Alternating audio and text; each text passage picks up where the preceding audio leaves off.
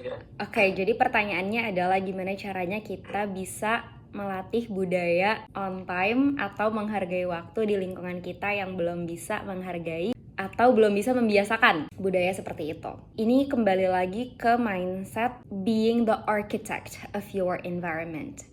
Oke, mungkin kita posisinya bukan atasan, tapi sebagai anggota dari organisasi tersebut, aku percaya kita punya hak yang sama untuk berpendapat dan bersuara dan menyampaikan kritik konstruktif. Jadi bukan keluh kesah atau komplain ya, tapi kritik konstruktif yang harapannya membawa solusi.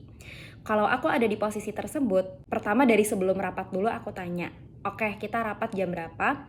Agenda rapatnya apa? Durasinya berapa lama? Terus kalau misalnya ternyata belum semua datang di jam yang ditentukan, kita bakal ngasih dispensasi berapa menit. Ini adalah hal-hal yang bakal aku tanya misalnya ke ketuanya atau ke sekretarisnya atau siapapun yang bertanggung jawab supaya mereka bisa menjawab itu dan berkomitmen dengan jawaban tersebut. Terus let's say ternyata tetap tidak ditepati, terus kita datang di hari H udah ready gitu ya jam 8.50, karena kalau rapat mulai jam 9 kita mikirnya dari sebelum jam 9 kita udah harus hadir. Ya udah, menurut aku yang bisa kita lakukan tahap selanjutnya dan yang akan aku lakukan adalah aku bilang, oke, gue udah datang tapi kayaknya belum pada ngumpul nih, gue tetap waktunya cuma ada 60 menit. Kalau misalnya ternyata nggak bisa beres, ya udah gue mau nggak mau harus izin duluan karena gue ada agenda lain misalnya kayak gitu. Nanti gue pakai notulensi aja. Dan itu menurut aku adalah sesuatu yang bisa kita coba jalankan dengan ngobrol aja dengan anggota teman kita. Kayak, gue jujur nih selama ini agak terganggu dengan kita nggak bisa mulai rapat on time.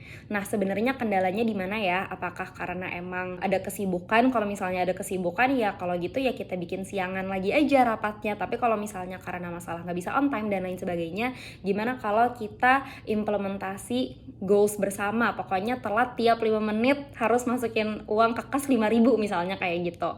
Atau gimana caranya kalau misalnya telat, ya udah kita mulai dan semua yang masih on the way itu harus join via call atau via Zoom. Jadi nggak ketinggalan dan lain sebagainya. Jadi kita coba offer solusi-solusi tersebut sampai pelan-pelan bisa membudaya. Satu yang aku lakukan di organisasi aku di Tahu Lebih adalah aku percaya sebagai founder, aku adalah leader. Dan sebagai leader, tugas aku adalah bukan meminta tapi mencontohkan.